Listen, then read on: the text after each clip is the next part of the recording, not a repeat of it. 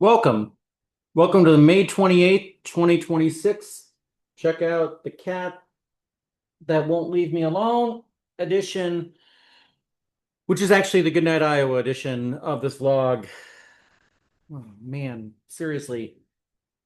I'm glad you like me, but I don't need you here right now. Please, please. Okay. A lot to cover.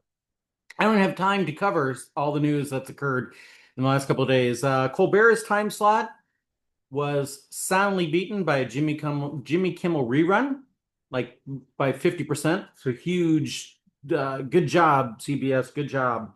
Uh, the president threatens Oman yesterday in his wild cabinet meeting, which, to be clear, for those of you who don't follow Middle East politics, Oman is considered the Switzerland of the Arab world.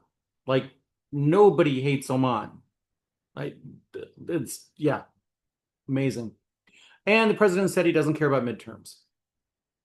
Rob Sand shared this yesterday. He shared it as a children's book. For me, it could be a look into our dystopian future. If you want to feel better about where you live, the high today was 116, and the high tomorrow is forecast to be 115 and 114 on Saturday. Yeah. I followed the Matthew Perry saga closely because I really did not enjoy his autobiography memoir at all. When I read it, I said to anybody I talked to back then that the guy's going to be dead within 2 years, and pretty much he was dead less than 2 years after it came out. Um, so the enabler who gave him the drugs, one has already been sentenced to a shorter deal. He got one who made the prescription, and then the guy who actually gave him the shot got 41 months. And that seems about right. This morning, the PC inflation index came out. This is the preferred inflation measure for the Federal Reserve, and it shows a reading of 3.8%, which was what is expected, but sometimes what is expected is not good, and 3.8% is not good. And it means there's absolutely no chance that the Fed can lower interest rates at their next meeting coming up in a couple of weeks. At best, they will hold them steady. More likely, you're going to see many votes for it to be raised. So Stephen Miller, the worst Stephen alive, felt the need to share this. Democrats made history in Texas by nominating their first transgender Senate candidate. And you can see how the Democratic Party replied. And that got the MAGA world completely butthurt. Like, it was hilarious to watch on Twitter how upset they were that the official account of the Democratic Party could write something this nasty. Laura Loomer went out and said, yeah, how can they do this? Of which the Lincoln Project, which I love, pointed out that Donald Trump posted that Robert Mueller just died. Good, I'm glad he's dead. He can no longer hurt innocent people. President Donald J. Trump. So really, sit this one out, MAGA. Sit this one out, Laura Loomer. I wish there was a feature available in social media where you could share your feed with somebody else.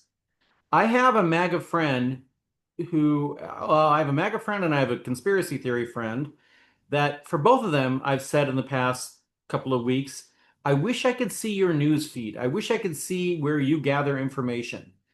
And I wish people could see where I gather information because I have a whole lot of expat friends, and the number one thing they're sharing are pictures like this that show the East Wing destroyed and the construction of the UFC Thunderdome, whatever they're doing there, the big fight coming up on June 14th. And all they're sharing is America has officially become trailer park trash. And having several friends who live in trailer parks, this is an insult to them. The trailer parks I've been to are actually much better maintained than this. I just am blown away by the fact that I've spent way too much time in the past 48 hours watching Fox News, Newsmax, and the Right Side Broadcasting Network. I'm not going to talk about it today. I'll talk about it in a day or two, whatever, because I want to watch more. But it's clear that there ain't no easy way out. And that reminds me of one of my all-time favorite albums. Tom Petty was honored by Berkeley Breathed in the Bloom County. He just it's a great cartoon where he's saying Opus is saying, I won't back down. You can stand me up at the gates of hell. I'll stand my ground. You won't be turned around. I'm gonna keep this world from dragging me down. I'm gonna stand my ground. Hey, baby, there ain't no easy way out. Anyhow, I was gonna play the song in the background here, but I don't want this video to get struck. There's no way I'm doing it a second time. But anyhow, there ain't no easy way out of Iran, and the president is just finally coming to realize it. The reason I'm watching all the right-wing networks is because I want to see at what point they realize that there ain't no easy way out. So far, Newsmax drinking the Kool-Aid to the last drop. On more good polling news, Trump is now tied with Nixon for lowest polling of a president at this stage of his second term. That's impressive. That's impressive. And for those of you who don't remember, it's like 2.5 more months before Nixon resigned. Just throwing that out there. Also, on good polling news, we Democrats in the 2018 and 2022 midterms, while Trump was president, we know how to remain loyal. We are an incredibly screwed up party. The famous quote is from Mark Twain, where he said, I don't belong to an organized party. I'm a Democrat. But ultimately, when it comes down to it, we know what's at stake and we will vote for our party in the end. Having said that, Jill Biden came out yesterday and said that she thought during the 2024 debate that Joe was having a stroke. Now, I really like Jill. I've met her a couple of times and she is a wonderfully nice person, but I have no sympathy for her on this because the next morning after that horrible debate, she joined Joe in front of a crowd where they were cheering 4 more years, 4 more years.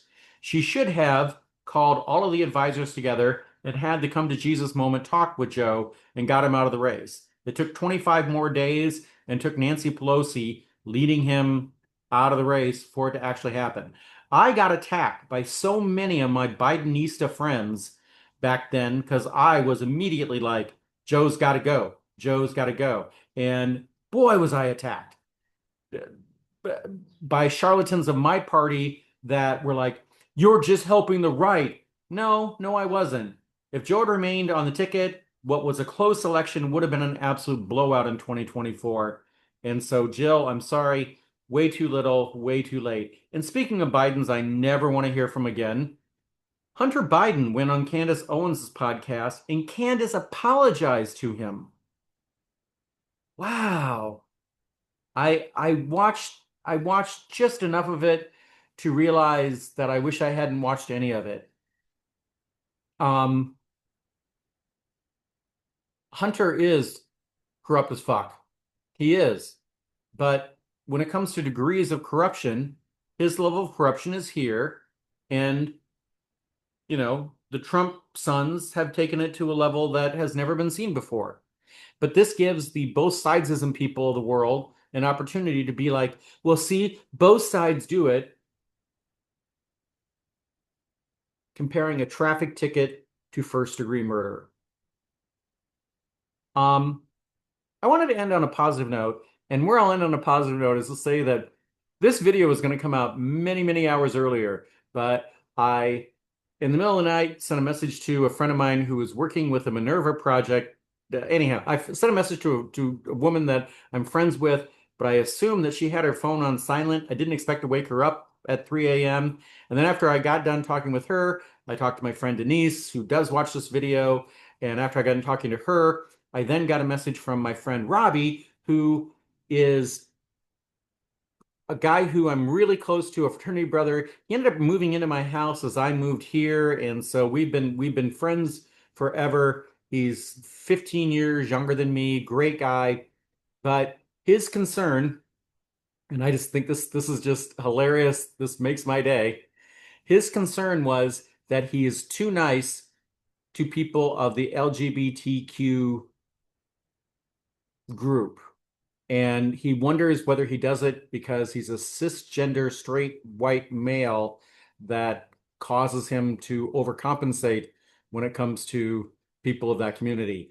And since we happen to have one of our fraternity brothers who's a member of the community that I don't particularly like, I'm like, well, yeah, actually, I think you do overcompensate because, but I was like, Robbie, you overcompensate with everyone. You were too nice to everyone. So I, where I need to tell people to fuck off a little less, you need to learn to tell people to fuck off a little more.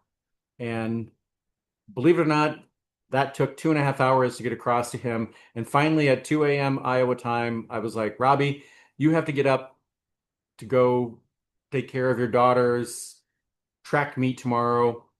Go do that. Please go to bed. And I need to go to the bathroom. Wish you well. Love you. Bye. See you tomorrow, maybe.